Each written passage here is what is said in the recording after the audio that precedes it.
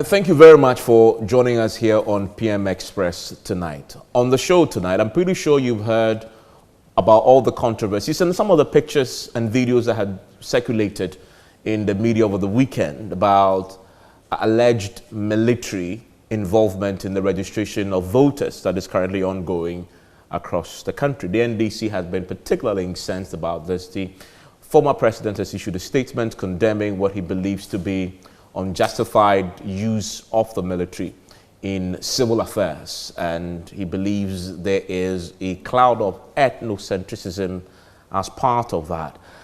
But really, what is the role? What role precisely is the military playing in this exercise? I have a man who has the answers. He is a defense minister. He is the member of parliament for Bimbila, and of course, he is gunning to return to that seat as a member of parliament. And so we'll talk about politics as well. We'll talk about his own ambitions for this year, the election year, the ambition of his boss, Nana Dankwa Akufo-Addo, and the party as well.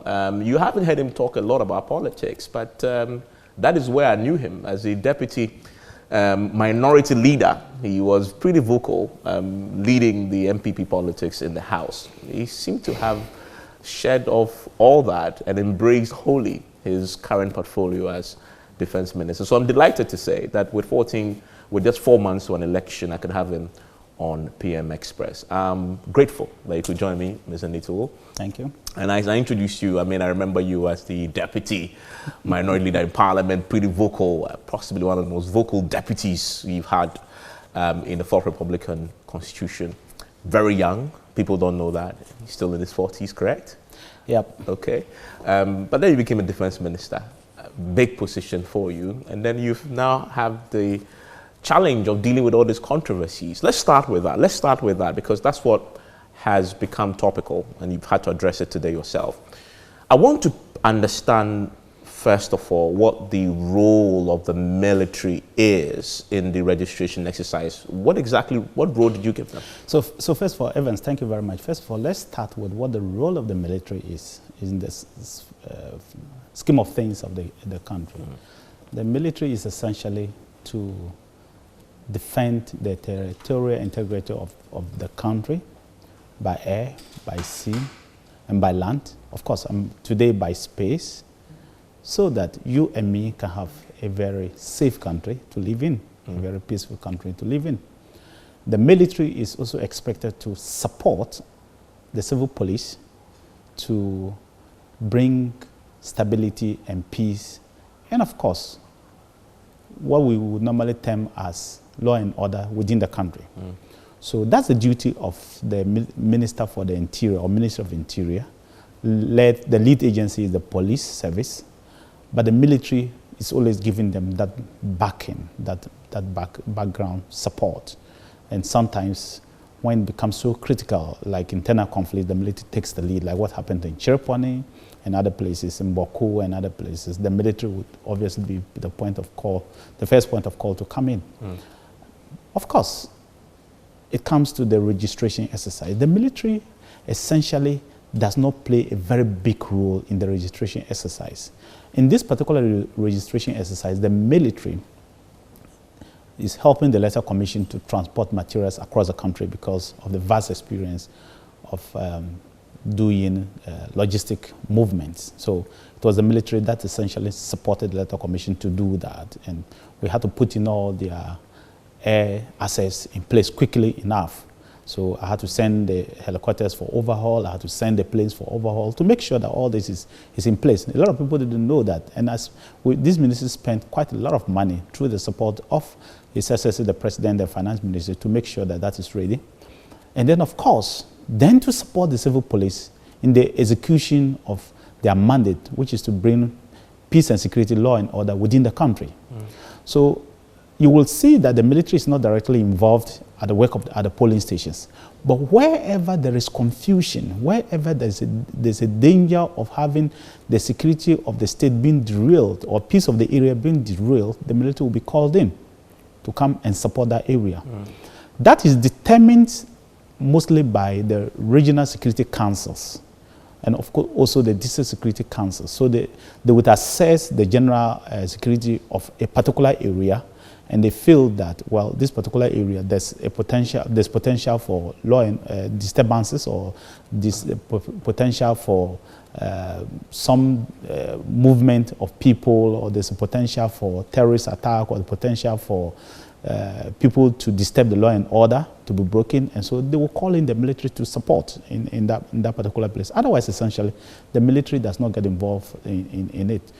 We have over 30,000 polling stations. That's why you don't see the military deployed across. Countries that use the military to do election exercise, you will have seen the military being assigned to polling stations. And you will have seen military fully armed. They are a force. The police is a service. So the police are supposed to give you a service. The soldiers are supposed to use a force. So in our country, we essentially allow the police service to do that work, and the military will give it background support. But that is not to say that the military will not continue within the process, within the time period of the registration, to do their normal duties, which is to support the civil police in doing their work.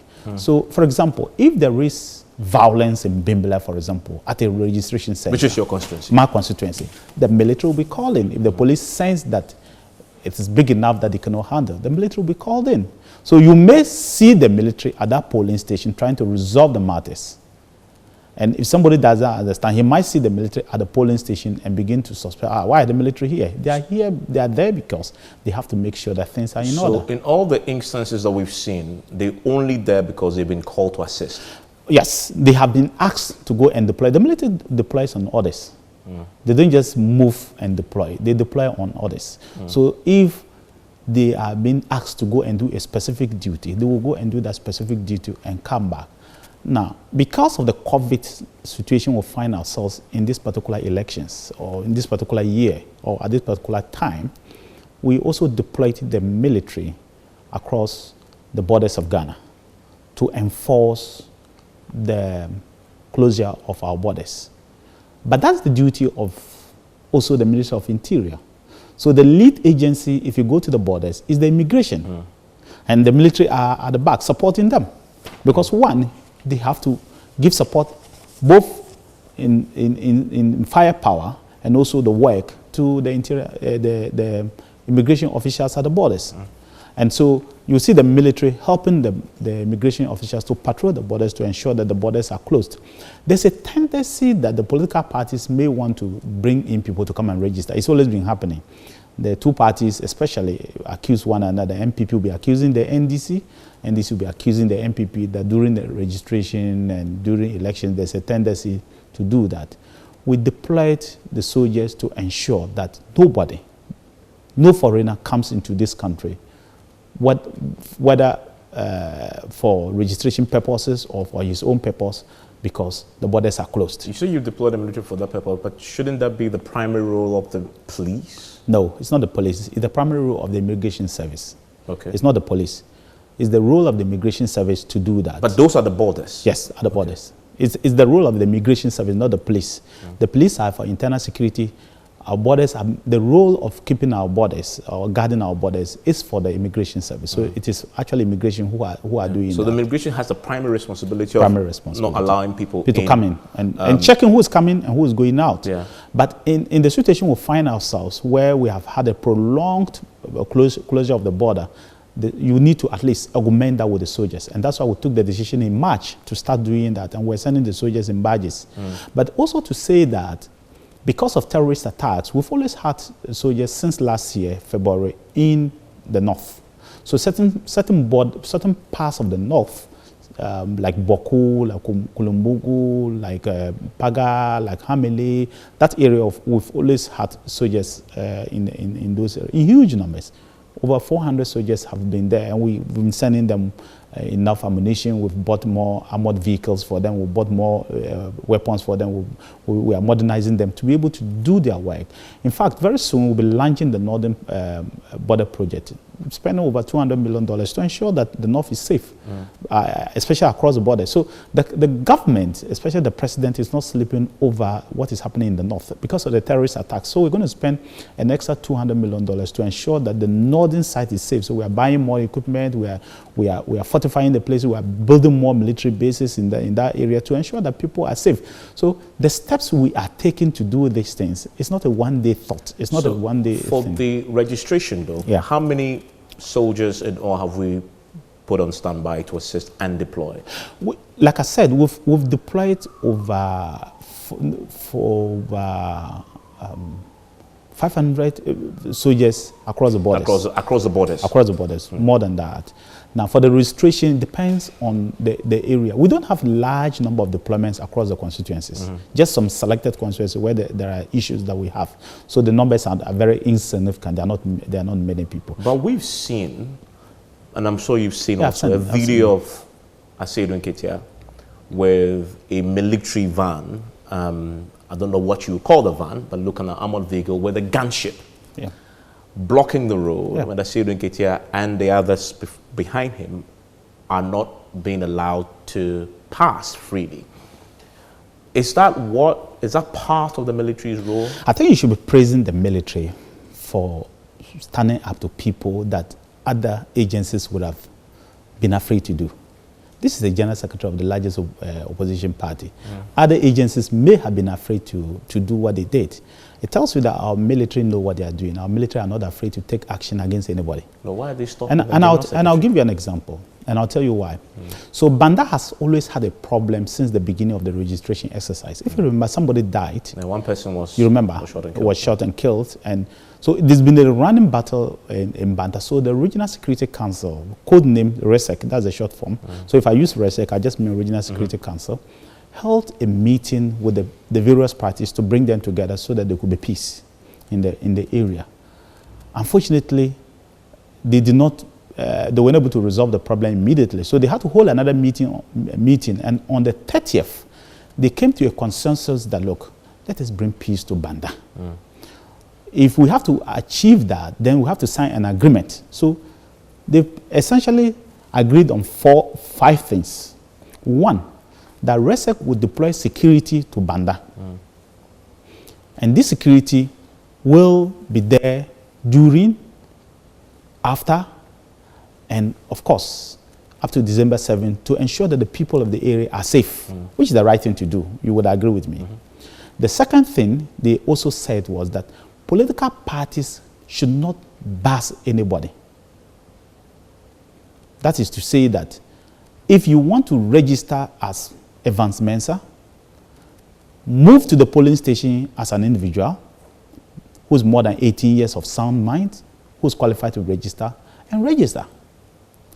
They also agreed that you cannot physically prevent an individual from registering.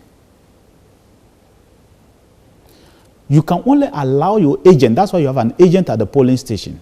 You can only allow your agent to go to that polling station and challenge the person. That's what the law says. So I've mentioned the deployment of security. I've mentioned no busing of people. And I've mentioned that you cannot physically stop anybody, but you can only challenge the individuals. Then they also said that the candidates should sign an agreement that will say that, look, we all support that there should be peace in Banda. We have all committed to bringing peace in Banda, and we shall ensure that between now and December 7th, there will be peace. That's what RESEC did. These were the recommendations of RESEC, and they all signed to it. So, why did they do that? Both parties were busing people. Including the MPP? Yes, of course. And your political party? Of course. They want to win. NDC wants to win. So they are all busing people. I'm not going to sit down here and say it's only one party that is busing. They were all doing it. They were all guilty of doing it. And that is the brief I had from the military. So the military, in briefing the Regional Security Council, they said, look, okay, we are putting a stop to busing because it's one of the biggest problems that we are going to face with that. So they did that. Now, what I said Nketia did yesterday was wrong. What did he do wrong? Because I saw about 2 or 3 cars behind him with people loaded. They did not even respect the protocols, the COVID protocols. And they were apparently moving to the radio station to register in disregard of what RESEC said. And remember that the first agreement was that RESEC should deploy security. So RESEC actually deployed security the soldiers and the police to go there and implement their orders. And so the soldiers decided that anybody who is bashing somebody will stop you. So that's why they stopped Asedi Nketia from bashing people. But you said... After that, yeah, they gave Asedi Nketia security, but he didn't tell anybody that they gave him security. They gave him security to do what exactly? They gave him security. They gave him his security. An escort to make sure that he moves well. Security. 2 cars. There's another video like that. He should have put that video out. Okay, but the people that were on the road that had been prevented, yeah, were they turned back? The security, what the security did was that they blocked them and told them, look, we will not allow you. We have been asked to ensure that this does not happen. If you want to register, allow the people to go and register on their own. But we cannot allow you to go and register. Okay, I want to take a quick break. When I return, we'll interrogate this a bit more and stay in Banda because it's been an area of some significant controversy. The former president, John Mahama, has also issued a statement using pretty strong words to describe both the defense minister and the president for making the deployment. Stay with us.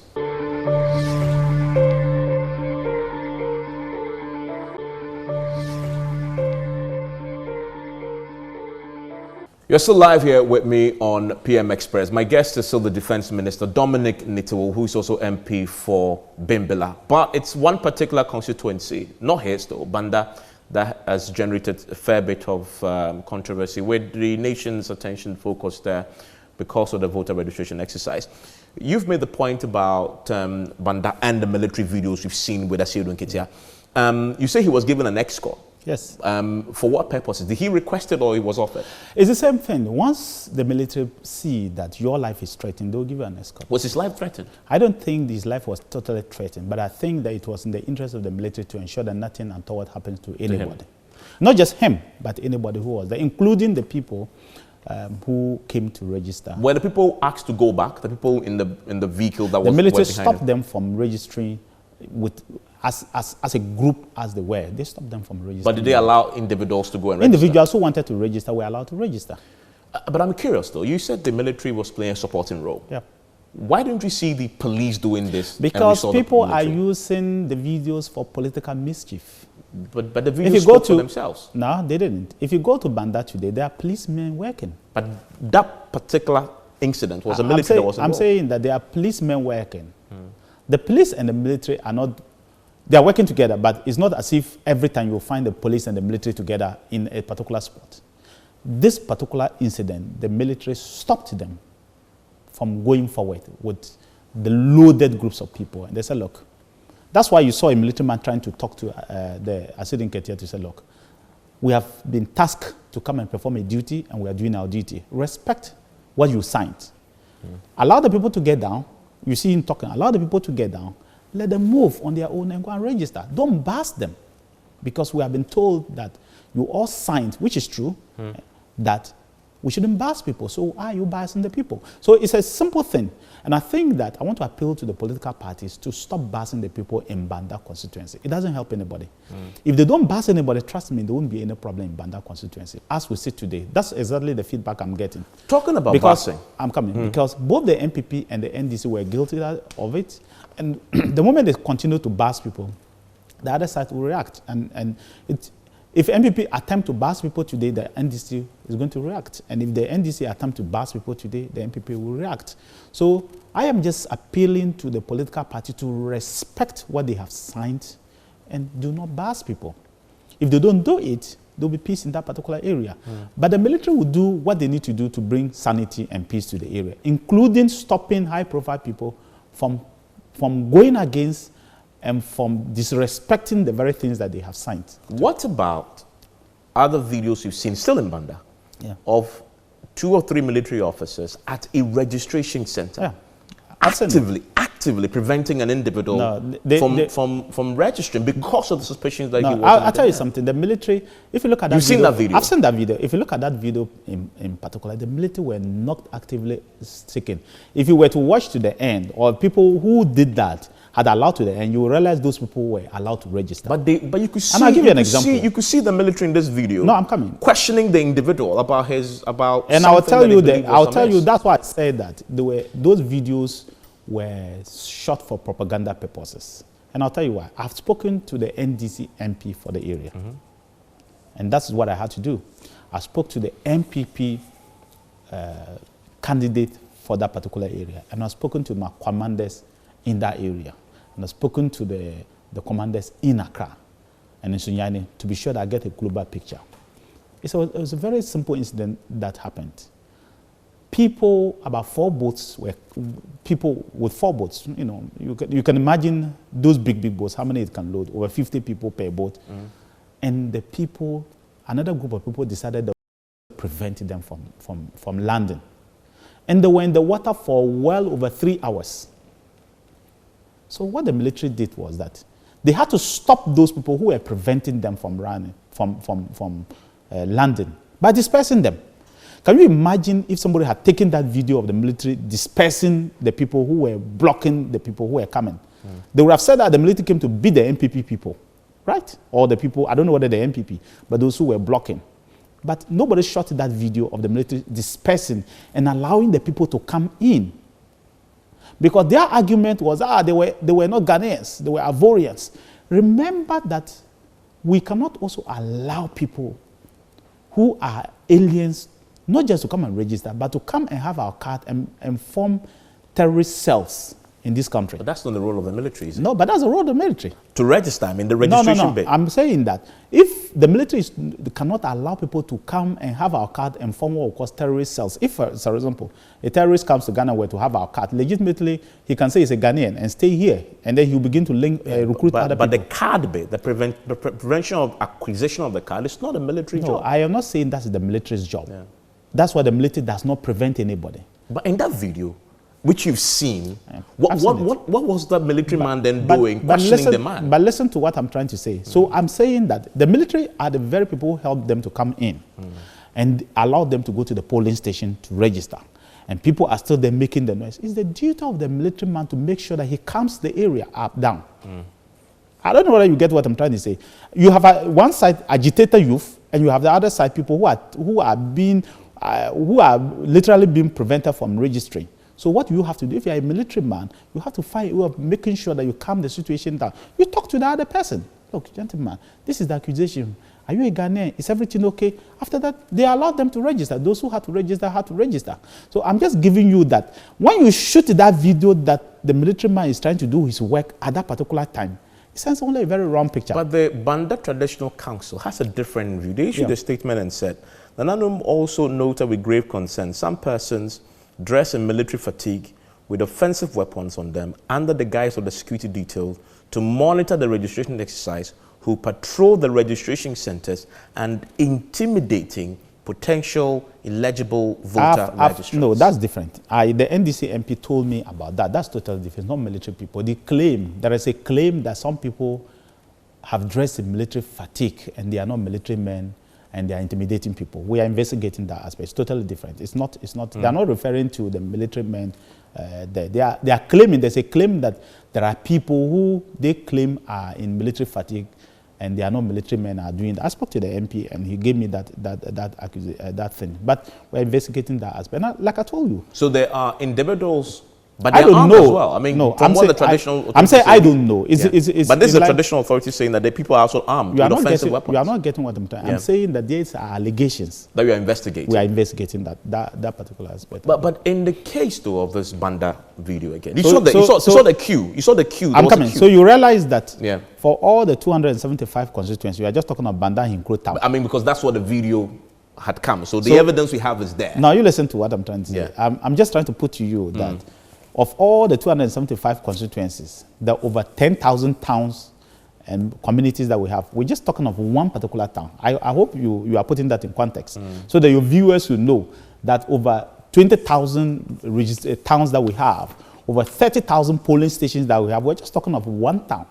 And then somebody says, there's voter intimidation because of that Banda Hinkro incident. And I'm still repeating to you that if the military had not stepped in, if RESEC had not sent the military to step in, the reverse would have been horrible. Should military men be at registration centers? The military men are not at registration centers. But we saw them there. In this incident, you saw them at the registration center. Maybe, I don't think you are getting the picture I'm painting.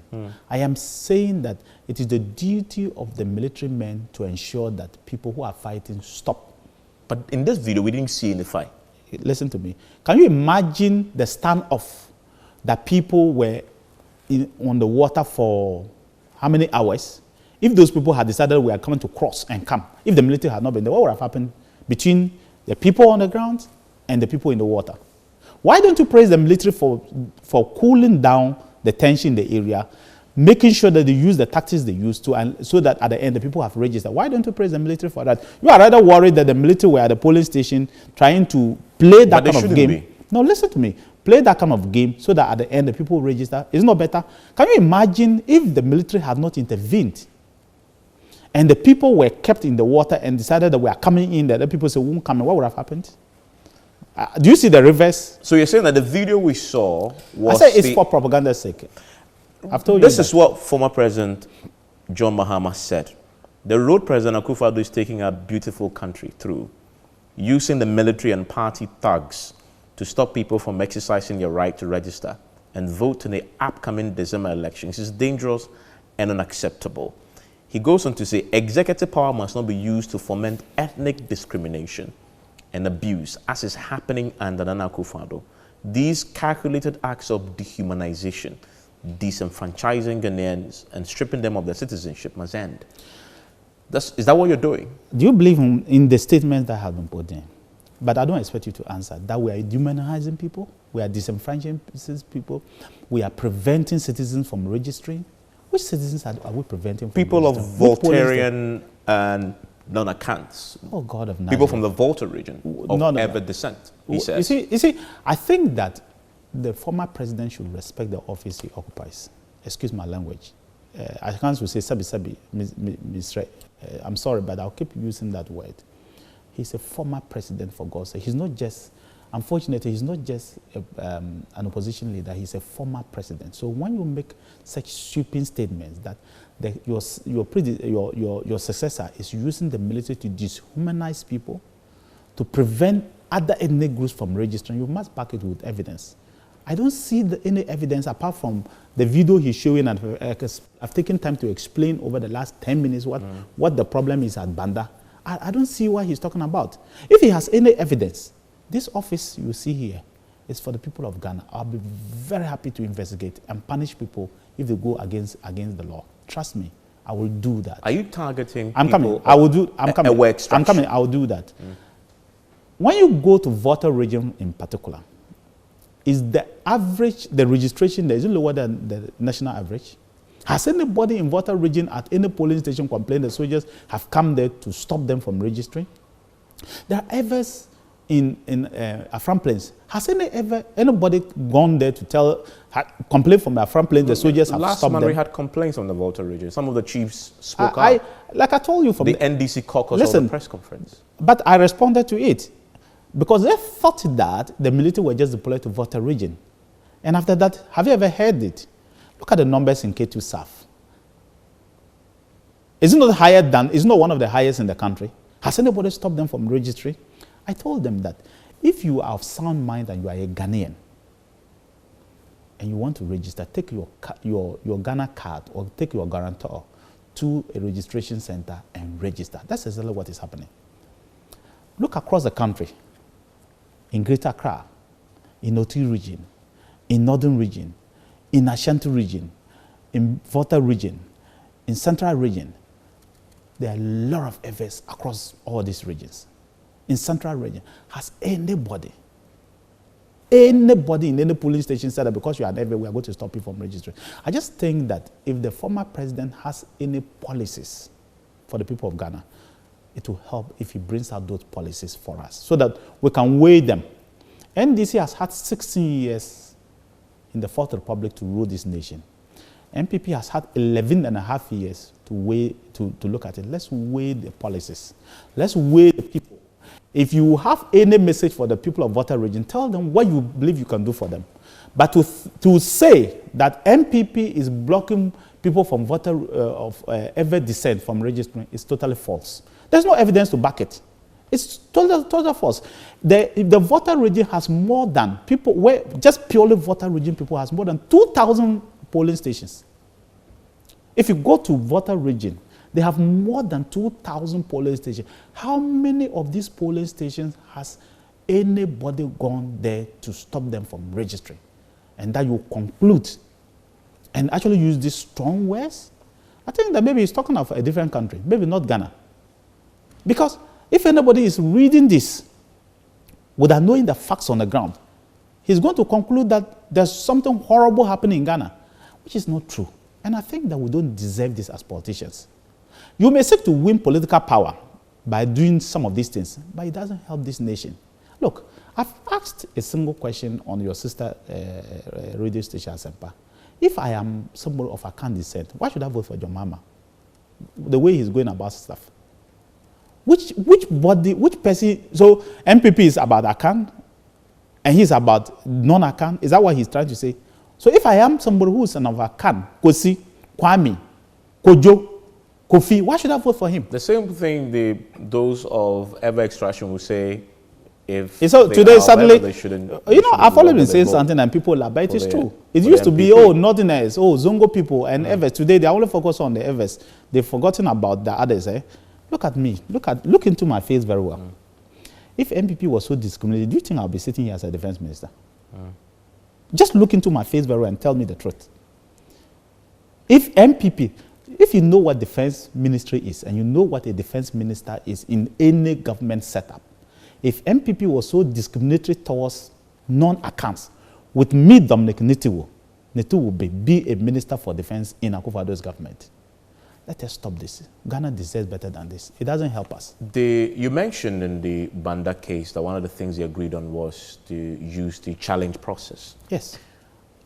I can put it to you that the involvement of the military, the police, etc., registration centers, and with the brief that you have, I get a sense that their instructions is also, as you said, I mean, people may acquire the voter registration exercise and may become terrorists and use that as a basis to destabilize our country. Yeah. But the Electoral Commission, which is a sole body mandated to control this, has set up a clear procedure for challenging somebody who you suspect is a non-Ghanaian, which is a challenge process. You pick up a form. The police, and especially the military, because I'm talking to the defense minister, has absolutely no role in making that determination. Oh, I agree with you. The military does not have a role in. But that is what they seem to be doing. It's not. I've always told you that it's not. I think this is the 5th time I've used the word. I get that. I'm coming. So let me answer. But you say, for example, when they stopped Asiru Nketia, because they believe that the people, he was bashing people, and the suspicion is that they were bashing people who were non-Ghanaians. No, that's not what I said. I said that they stopped him because he was bashing people. He was bashing people, and RESEC had, as recommended to them, they all agreed that they shouldn't bash people. That's the reason they stopped him. But I've heard the president say that I will, under my watch, not, of course, legal Ghanaians will only register. No. What the president said is that we are not compiling an ECOWAS register. Yeah. Political parties should not allow non-Ghanaians to register. Only Ghanaians should register and determine. You're saying that the military isn't playing any role? Because we've seen the videos. I think which video? I've told you several times that Banda is an isolated local problem that the military was invited to come and resolve those problems. Yeah, but that's Bimbila people. That's my point. That invitation alone. Can I finish? If the Bimbila people, when I say they were invited, if Bimbila people start to cause trouble in police station, the military will be invited by RESEC to come there. That's the point I'm trying to make, is deal with the threat of violence. To deal with the threat of violence. Not. And remember, suspicion of foreigners. No. I've said that. No suspicion of foreigners register. They deal with the threat of violence. And I've told you that in the video where you saw the military man talking to the people, okay, in the line, they were talking to them. These people were in boats of more than, there were about 3 or 4 boats. In fact, when I spoke to both of them, they also had 3 or 4 boats. And they all said that another set of people had massed up to prevent them from coming because they believe they were coming to register. They believe, no, which is what? I'm coming. They believe they were foreigners. Those who were bringing them said that they were not foreigners. And the people said they will not allow. The military had to step in to say, no, it's not your duty to block the people. Let them come in. It's our duty to stop terrorists. It's our duty. If they are Ghanaians, they will be allowed to register. You have no business coming to block them because you have agreed that you cannot physically prevent somebody. That's all I keep saying to you. That when you invite the military by your actions, you should not expect that everything will be the way you and me would enjoy our freedom here. Some little discomfort will have to be around you. It's not the same thing. Because Banda is a different ballgame altogether. Because somebody died. And the possibility of reprisal attacks was there.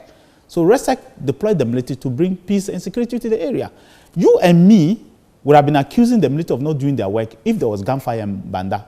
God forbid if there's gunfire today. These same young men and women that we are trying to bastardize, the former president is trying to bastardize, would have been asked to go and prevent it. God forbid, maybe one could have died. You don't never know. So the best thing for them to do is to prevent it. If we cannot praise them for what they are doing, we should not bastardize them. We should not set the public against them. And I'm sad that this is the third time that the former president is setting the public against the military. He was just commanded. You think that's what he was doing? I think so. I think so. Wasn't he expressing a genuine No, I think concern? so. I think, look, he did that the first time when the military was deployed. I had to come and speak to the nation. The military issued a statement. He was in Volta region. He said the same thing, that the military were entering people's houses and searching them. And the military had to issue a statement to say, look, it's not true. I think another chief also said the same thing. The military had to say, it's not true. If you have evidence, bring it. 3 weeks down the line today, nobody has brought any evidence to us. I am still challenging them. I'm still telling them that, look. Is this something that you've looked into? I think that I'm worried. I'm worried about this type of politics that we are doing. I'm really worried about this type of politicking that we are doing, that we want to bastardize the military for doing what they need to do. Are we saying today that when there's evidence of threat, or when there's a potential for threat, the military should sit and fold their hands? Yeah. The military of Ghana has never behaved like that. But you will not deny the politicization of the military sometimes. No, it's never. Not of recent memory. If we know which political party politicized the military, we all know. You know and I know. You're saying it's the NDC? I'm saying that you know, of course, we all know that. We all know that. But we've gone beyond that now. The sort of commanders that we have today, you cannot use them for politics. Look, when the NDC came in 2009, there were young men training in the military. They removed them. They were just about a month or two to pass out. They sacked all of them, about 500 and almost. Yeah, but the allegation that you're also doing secret recruitment into the police. Oh, you see, that's the mistake the NDC has made. We don't do that. Nobody does secret recruitment. Nobody. How can you do secret recruitment? In the military, you don't know the processes the military go through. So the evidence the NDC was saying they've seen. As we see today, there's no single military man in any training school. Not one. Not one. You don't even have a backlog that I said not training. No, we have a lot. We have over 3,000 young men who have done everything medicals. Yeah, so there's indeed people in the pipeline. Can I finish? But we have not sent them for training. The reason we haven't sent them for training is because of accommodation issues. Now they are trying to resolve those accommodation issues. But look, the young men and women who applied to join the military were about 50,000. Those who qualified were about 38,000. Those who went through the interview and everything were about 20,000. You know the number we picked? 3,000. When were they picked? 2017. The rest are all in backlog. We cannot pick them all. Are they going to be admitted this year? Maybe, maybe not. It depends on how I'm going to meet my commanders this week to see whether that is there. And you know the military, one thing people don't know is that one of the things that the military takes very seriously is regional balance. You cannot go and pick a certain ethnic group alone and make them military. It's not done. If there are 100 people, you do regional balance for everybody to have this. It's not even possible to do secret recruitment. The commanders there, you don't know who they are loyal to. So how are you going to do secret recruitment? I want to take a quick break. When I return, I'll get Dominic to talk to me about politics and the campaign for re-election, both for himself and for the commander-in-chief. Stay with me.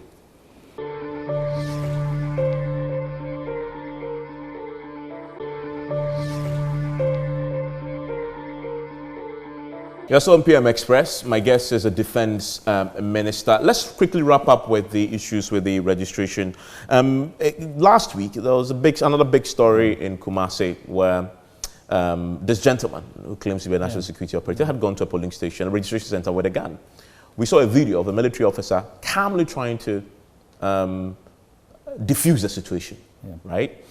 This gentleman claims to be national security. NDC again says that gentleman is a thug hired by the MPP, and to date he's not been arrested, although there was a military person on site. So that's true. I spoke to Mutaka today, the chief whip of the NDC site. Your colleague, your good friend. Yes, he's my good friend, and I told him that I've had different reports from the ground, both from the MPP side and from the NDC side. And we'll put the things together to ensure that we diffuse tension. That's exactly what the military have done. The military of Ghana are very professional, so they come in, they can use force, but they don't try to use force. Now the MPP people were accusing Mutaka of stationing his policeman at the registration center for 4 continuous days. He tells me today it's not a true story. And so they had to get him, and the national security people, Boyo, who is a national security, came to... So he is a national security operative? Yes. He came to come and talk to him. The police came, he said the police came there first. They couldn't move him. National security came there. They couldn't move him. The military came there to come and talk to him because they didn't want to use force because he's a policeman attached to parliament, but he's guiding a VIP. So they tried not to use him. He says, no, that's not the story. Mutaka gave me a defense. So he says, no, yes. Me, myself, he said my people were being harassed.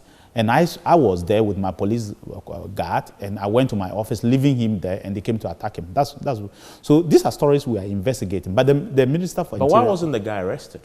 I'm saying the Minister for Interior is investigating. No, the question is who should we arrest? Mutaka's... no, the man who came brandishing a gun. But they are both, unfortunately, both were brandishing guns. One is national security, one is police. Who should we arrest? This man who claims to be a national security official. You say he claimed. I've been told. He was the guy who we saw in the video with the gun. Mutaka, listen, the policeman had a gun, and the national security officer also had a gun. Yeah, but that's why I'm asking you, who should we arrest? This national security official, there are reports that he was an MPP. So because you're an MPP, you cannot be national. No, I'm saying because you're MPP, you cannot be national. You are debarred from being a national security. Yeah, but that's just the problem that the Emil Short Commission talked about. No, I'm saying that simply because... You shouldn't have. You shouldn't be national security if you're an MPP. Simply because you campaign for a political party, you cannot more join a state security. Is that it? Yes, in some jurisdictions that should disqualify you. Why do you think so? Which law debars them? Yeah. I mean, so you're confirming that he is. I'm just giving you an example. Which law debars somebody who There may be no law, but there definitely creates the tensions that we saw because people know him to be. No, but you're not getting what I'm trying to say. I think that we should be very careful. If you remember, some people took a civil servant, for example, not civil servants, I think, a civil servant, for example, some time ago took a case to court in Efutu because they were trying to prevent him. The Constitution is very clear about those who are disqualified from contesting elections and still holding their positions and those who are not. What I think should be done, or we should not encourage people who actively are party foot soldiers from joining certain very sensitive states. Boyo is one of those people. I'm coming. I'm saying we should not encourage. I did not say it's against the law. I said we should not encourage. Both parties are guilty of doing that. But I'm saying that we shouldn't encourage people who are active political hotheads from joining certain sensitive security installations. I do not say it is against the law. As we say today, it's not against the law. But I'm just saying that we should take active steps as a country. So you condemn this incident? Listen to me. That's why I asked that. Oh, of course. I think that the entire incident I condemn, all the actors involved. But this Boyo guy, our reporter went to the ground in the community, and it's evident that he's been terrorizing the community members. Constantly they should report him, and they should report him. If they report him for terrorizing, then he'll be arrested. You're part of the national security architecture. No, I'm saying to me, they should report him. And we know he's there. But I will not know if you are in your house and Boyo should come and terrorize you. Or Kwame should come and terrorize you. There's a man who claims the police can't even touch him. Listen to me. If you are in your house and a national security operator comes to terrorize you, until you report me, I will not know. The police know about these threats. I'm not police in Kumasi. Yeah. I'm just telling you. You are asking me, and I'm telling you. You're part of the national security architecture. I am. Yeah. So you could do a senior something member about at that. Exactly. You could do something about this. Listen to what I'm trying to say. For the residents I'm affected. saying that if the people who are making the complaints bring it to our attention, we would arrest the people. Let's talk about politics. You go in again. You want to still hold on to that seat. It's a constituency with almost 100,000 registrants. About 80,000 now. Yes. How is the campaign going? It's going well. We have decided that Bimbla is a flashpoint of the nation. We have decided we're not going to create. Is the curfew still in place? No. We have decided that we're not going to create problems in the area. Are you talking of curfew as the overall? Yes, there's some small curfew in the area. But I'm just saying that we've decided that we're not going to create a problem in the area. We have decided that we must live in peace. That's why you don't hear from us. Today, as we say today, we've registered over 76,000 people. In Bimbla? In Bimbla constituency. By the close of registration, it will be over 80,000 people. That's almost everybody in the constituency. Yeah, but we have decided that the issue of running helter-skelter and bringing, at the end, inviting security into our area, we're not going to do that. We will be peaceful, and I urge others to do the same. Look, if people wanted to use the military in particular to intimidate people, I should be doing it. If I wanted 1,000 men to go to my place and intimidate people, I will do it. It will be too obvious because it's your constituency. But Evans, it tells you that we have that agenda is not there. Because if it's there, I'll be the first to do that. But I'm just trying to tell you that the campaign is going well. I think that God is the one who will crown kings. I've not done anything for him not to crown me a king again. So, this will be your second? In December, on the December 8th, you will congratulate me. This will be your third, correct? Oh, I've gone more than that. More than that, okay. I've gone far, far more than that. Okay, well, I mean, so you're the youngest, I guess, I used to be the youngest. I'm not more. Now you're no more, of course. I'm an old boy now. And your commander-in-chief, your boss, directly, John Mama will say that he's a bit panicky now with 4 months on election, and all these military conversations about deployment, etc., is part of the. What is John Mama saying? That you, what you, is the former you president simply saying? On the back of Jainan Opoku-Agyeman, NPP has panicked. What is the former president saying? Who? On the back of who? Professor Jainan Agyeman. Oh God of Nazareth! Who knows her beyond where she is, her family? In my concern, nobody has heard that name before. Take it from me, nobody. Nobody has heard that name before. Unless he himself is not listening to you, unless he himself is not asking his own party people. He should begin by asking, he should go to Borga and start asking questions on the street, Tamale on the street, Bimbila on the street. Whether anybody knows that name called Professor Jainan Agyeman? Nobody. I just think that. And it's more insulting when you say vote for me just because I'm a woman. It's even more insulting to women when you say such a thing. Come and prove to us why you want us to vote for you, whether you are a man or a woman. It's very insulting to women. Women are not asking for tokenism. No woman in this world is asking for tokenism. They want equal opportunities. So when you come and tell somebody that, oh, vote for me just because I'm a woman, it's very insulting. That's not what women in Ghana are asking for. No. When you were the Minister for Education, what did you do for women? Well, what did you do got for opportunity? Education? You did a lot for education. No. But she's not saying vote for me just because I'm a woman. That's why I'm taking it from that But angle. she has not said that. She's not said vote just because I'm a woman. But that's what I've heard. It's one of her trump cards. No, but that's what I've heard. That's the main one I've heard. No, that is you putting a spin on it. No. Okay, tell me. Which one is she talking about? The signing of the Montier. That is again you putting No. It's a very serious thing. Listen, people were incarcerated because they threatened that they would rape and kill the Chief Justice, who was a woman. That lack of judgment, that indiscretion on her part, if I were not a politician, I wouldn't vote for her because of that alone. But the people were rightly jailed. They served part of their time. And take it from me. I'm saying to you, that indiscretion on her part, that lack of judgment why is that on indiscretion? her part, it is. A pardon is a constitutional instrument that the president can exercise. No. That lining up, including she herself, who is not asking for. As if she was not asking to be the number 2 of this nation, I wouldn't have even mentioned that. I wouldn't have bought it. Because she's asking the people of Ghana to make her the number 2 person of the nation. And this is a woman who said that free, after just 1 month, or less than 1 month, free people who said we are going to rape your Chief Justice, we are going to kill the rape the Chief Justice, and we are going to kill her and rape her. I think so. I've forgotten whether the killing was part or not. Both were part. Raised. That is not something that you can, as a president, should pardon people like that. It doesn't matter whether it's even your wife. So are you saying that? Listen to, I mean, it doesn't matter whether person is even your wife.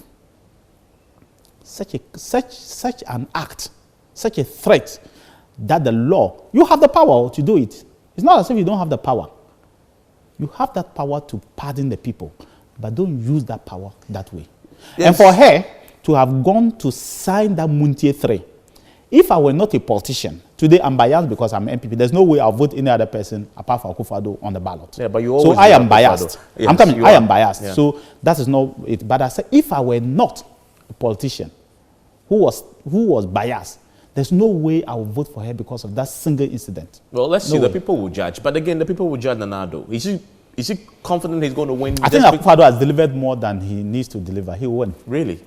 Yeah. That is what all politicians say until the people say otherwise. Oh, complacency hasn't set in. And Are you sure? And I'll be the first to admit that Where's the party's communications on that? Because people are complacent. Your people have been very complacent on the matter of voting out because you think you're going to win. No, not at all. I think that it is true that there are issues and that our achievements are not being trumpeted as you are. For example, go around and see the sort of investment Akufo-Addo is bringing into this country. In what? VW, the car manufacturing. Go and see what the Chinese are doing in terms of the big vehicles, that assembly plants that are going on. Go and see what Toyota is going. Go and see the factories. I'll give you a personal exercise. Go and see the factories that under the one district, one factory, what is going on across the country. Go around and see the roads that are going on in this country. It's amazing. Even my ministry, just come to my ministry. I'll take you around the projects that my ministry You are sitting in a building that Adokufo did. Yeah. And the second biggest project that we are doing is the base in Western Region. It's the biggest project. What about the military? It's the biggest project in Ashanti region? I say it's the biggest project that the military has done so far. And the next one is the Northern Project, which is $200 million. Have you abandoned the military hospital? No, it's almost about almost 98% complete. That one was started by President Kufuor. Mills continued, Mahama continued, and we are finishing it. The military hospital. When will you finish? October. All civil works will finish in October. You will commission this? We will commission it. I see. This year. After you benefited from John Mahama's investments? Which John Mahama's? I just told you that the loan was approved in November 20th, 2008. Was it John Mahama who was the president? When the loan was passed in Parliament? But the NDC made it happen. Oh, I just think that I still blame the NDC that we don't have that military hospital as at now. Okay. That loan was approved in Parliament in 2008. Do you know when the salt was cut? 2013. Is that a competent government? That is Dominic Nittul speaking to me on all matters politics and defense. We'll see what the people say on December 7 in his constituency and for his boss, the Commander-in-Chief. Enjoy the rest of your evening.